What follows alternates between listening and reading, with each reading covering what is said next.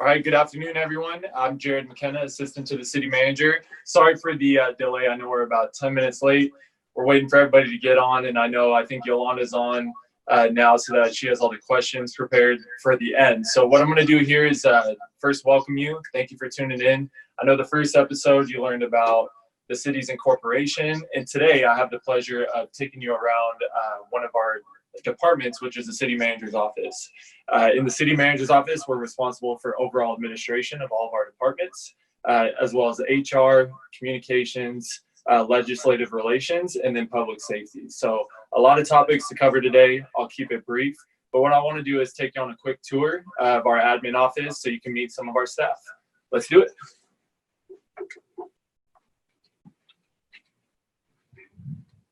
This is what 2020 looks like. We mask up when we leave the office. So first, we've got Kirsten Lindgreen. She's one of our secretaries. I'll let her go ahead and tell you about herself. Hi, my name is Kirsten. I'm a secretary in the city manager's office. I've been here for about 3 years now, and I help support the council. I have Mayor Cameron Smythe and Councilwoman Marcia McLean. I also help out with the sheriff's department with anything that they need. Ken and Frank, which is our city manager and assistant city manager. Help residents with any questions and just try to help out as much as I can. Yeah, and Kirsten, she's a rock star. She takes care of all the majority of the clerical work that helps the city function and all the things that we don't think of. Next up, I'm going to take you down the hallway this way, and we're going to meet our communications manager.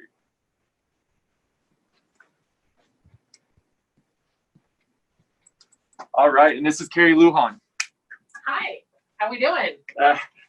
So I'll let Carrie talk about herself, but I'm sure youth and government, you're all familiar with our city page and social media, but Carrie's going to talk about the other elements of our communications department.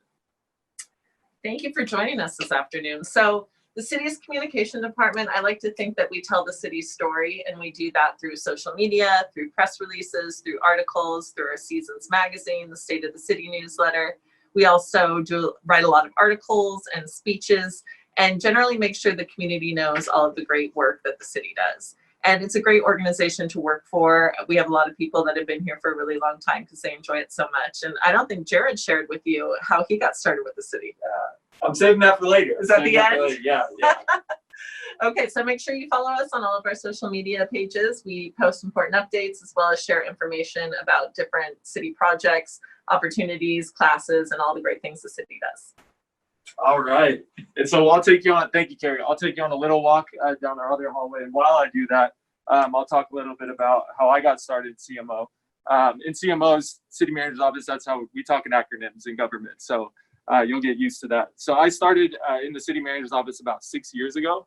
And I actually started as a communications specialist. And over the last 6 years, we've really become more diverse in how we communicate, and we're realizing how important it is to stay in tune with the community at large through various platforms. And so if you take a look at our page, you can even learn more about our communications department and how we do that. Next up is Masis Hagopian, and he's our intergovernmental relations analyst, and he's going to tell you a little bit about himself. Hey, how's it going, everybody? So my position is kind of a two-part. I oversee almost like a liaison position between the city and all of the elected offices on the county, state, federal level, and other public agencies. And then the second part is I analyze any type of legislation, again, from the county, state, federal levels that may have an impact on the city's operations and any interests that we may need to further, and also make recommendations to both the city manager and the city council. All right. That's a mouthful. But Masis does a great job. He stays connected with all the other levels of government so that we're operating on continuity and we can bring more resources and those types of things into Santa Clarita. So I'm going to take you back to my office now. We'll talk a little bit about how I got started with the city in 2012. And we'll talk a little bit about more of the functions of the city manager's office. And then we'll do some Q&A. I know that's what you all came for. And happy to answer any questions.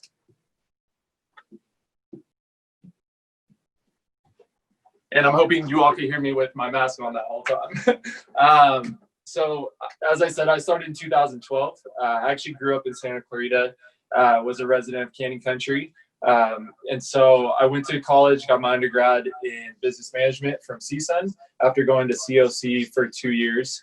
And then I actually got my master's in public administration. And during that, right before I got my master's, I got hired with the city.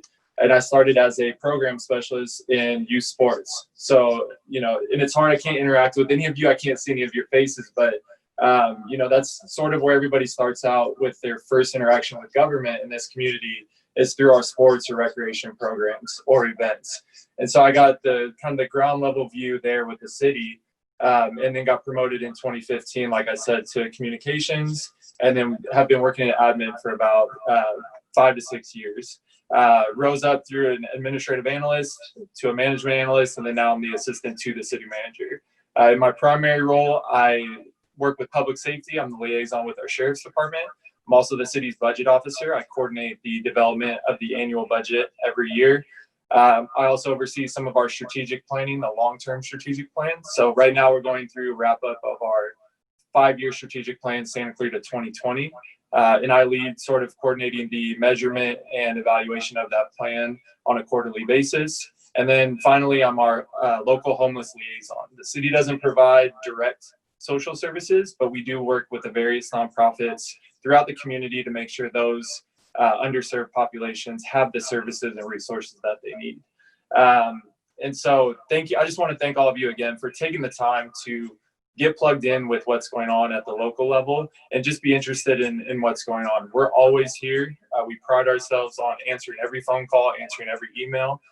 We're unique in that sense that if you call us, we will answer. You'll get a live person. And ask questions if you're interested in any of what you heard today or will hear in the future, and want to learn more and want to even consider a career. We're here as a resource for you to get plugged in.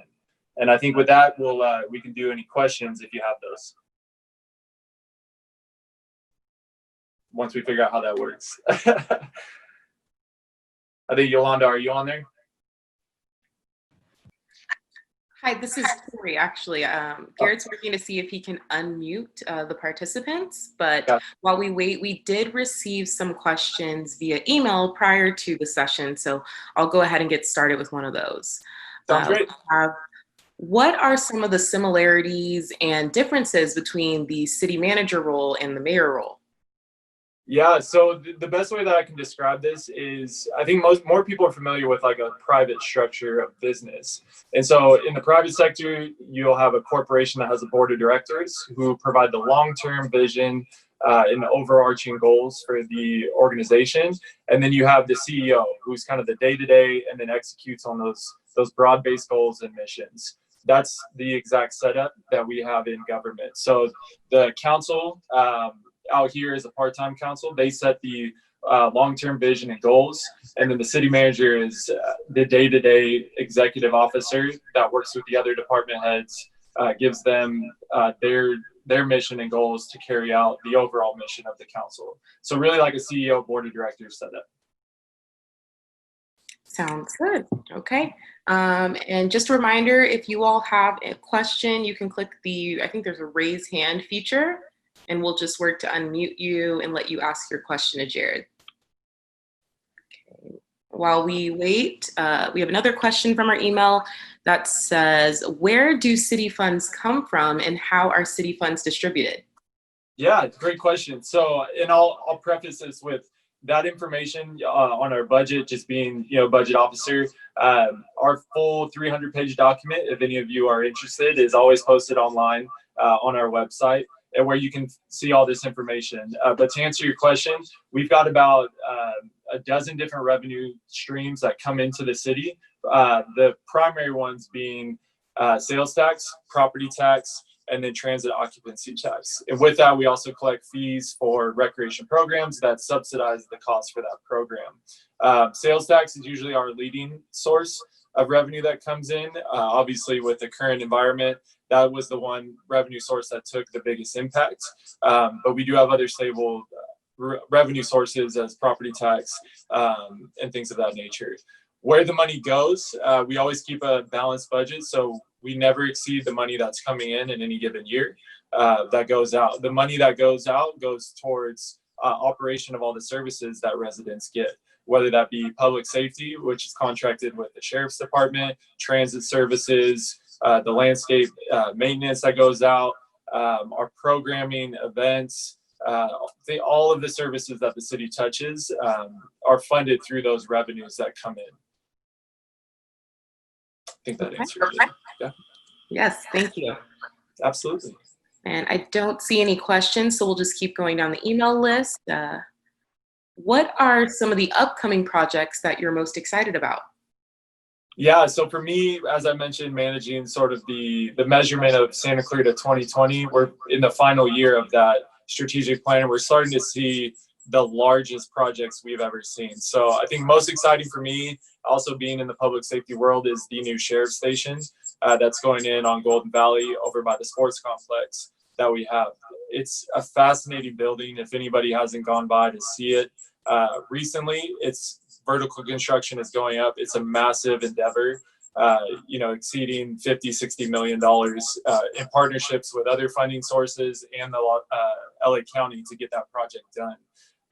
A tremendous need. It's replacing a station that is very undersized right now as we've grown throughout the years. And that will be a big asset to the community, being more centralized to the community and having a lot of new, more modern features that'll come with it. So I'm very excited about that. And I'm also, being a former Canyon Country resident, the community center that's going in, another milestone project for this community, one of the largest right behind the sheriff's station, that will provide so many new recreation opportunities in that area in a brand new building, which is always exciting. So those two, it's really hard to compete with those. There's a lot of other projects that we have going on in the community across all communities, but those two are definitely milestone projects that we get to open in the near future. Okay, thank you for that. And let's see, the individuals on this call, they've taken the first step and they're showing some interest in local government, but as they grow and get older, what are some, whether it's a major that they should major in or other steps in the community they can do to learn more and get involved with government? Yeah, that's a great question. I'll be vulnerable. I had no idea what city management was, even up until my first 6 months working for the city. I didn't know that was a career. As I mentioned, in my undergrad, I went with business management, which was broad because I was one of those students that didn't really know what I wanted to do, but I knew I liked leadership and management, so I went the conservative route and just kind of went broad. But it's something that ties in really closely to business management, but at a local level where your product is service to other people. And so I found that fascinating. But for anybody, if we look at the demographics that are at the city and where they went, where they got their degree and what they studied, you'll see that it's all over the board. I just gave you, even in our city manager's office, we've got people who are got communication degrees that now are working in public service. So it doesn't need to be public service specific, and especially for this organization, as we pride ourselves on being very progressive and thinking outside the box. We like to bring in other outside perspectives, come work, and just having that underlying passion for community. And so for me, it really starts with that. You can see that in an applicant that comes in and they really want to make a difference locally, whether they're from here or from another community. They want to make a difference in the community. That's where it starts, and then they build a career around that. And the good thing about local government is once you get in, like myself, and I can speak from experience, I loved recreation, but I realized there were layers in different departments, and how I could help the public change throughout the years. And so you also get the internal benefit of going very different places with your career once you're in local government. So I would definitely not want to box anybody in to what they want to do, whether you want to do graphics, but then have that, work in graphics within local government. And so there's a variety of ways to get there through your education. Okay, and we have 2 more questions and then we'll wrap up. The next one, we'd like to hear a little bit more about the challenges, or at least what do you view as some of the challenges to the city manager position? Yeah, so I would say it's the high expectations, and that's especially true in Santa Clarita. I think we have a very connected community, which is sort of a gift and a curse. You get a lot of feedback frequently, and sometimes it contradicts what feedback you got even a couple months ago. And so it's navigating through the priorities of the whole community, which is now 225,000 people, and trying to figure out where we're going to go with that information on a daily basis, and then even thinking further out in the next couple of years and sifting through those priorities. That connection with the community, it can be difficult at times in trying to decipher what is maybe just a hot topic right now, but what's something that we should build into long-term strategic planning. And then, man, there's a lot. So I'm trying, it's just very fast paced. We work up here and we're, like I said, we pride ourselves on communicating, constant communication. And so if you're calling in, if you're emailing, we're always preparing responses to go out. And so we're being transparent and proactive with all residents that have a question or concern or need help. Okay. And then our last email question is, what are some of the positives or surprising things that have come out of the pandemic at the city? Yeah, so I think I've had this conversation a couple of times just internally, and I think we've jumped in what I would say the business or the operation life cycle in terms of how we operate pretty rapidly through what happened with the current crisis. And what I mean by that is we were going through process to update our systems to be more modern, more web-based, more electronic for efficiency. That all was pushed forward probably 2 to 3 years ahead of time because we had no other choice. How we processed invoices, how we interacted with the community, how we did permits, issued things like that, that all had to be online so that it was still accessible. That is something we probably would have got to in the next year, 2 years, 3 years, but was pushed way to the forefront because that's the only way we could continue service. And that's the Santa Clarita way, and that's how our organization operates. We'll find a way.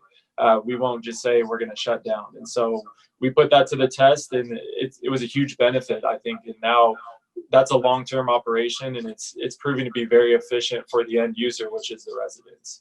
So it's hard to find positives right now, but looking at the silver lining, those are some things that we've been able to benefit from. Okay, thank you. So that wraps up the email questions we've received. Yolanda, if you'd like to unmute, if you have anything that you want to wrap up with the participating students. If not, I just want to let you guys know that this is recorded and we'll be working to put this up on YouTube after it wraps for you to share or view again or share with others in your family, friends, etc. But we have one more session in the Youth and Government virtual series, and Stacy will be publishing info on that in the coming weeks. So just stay tuned, and thank you for participating. Thank you very much for joining us. Thank you, Jerrid. Really appreciate everything that you, thank you for educating us. No problem, anytime. Thank you.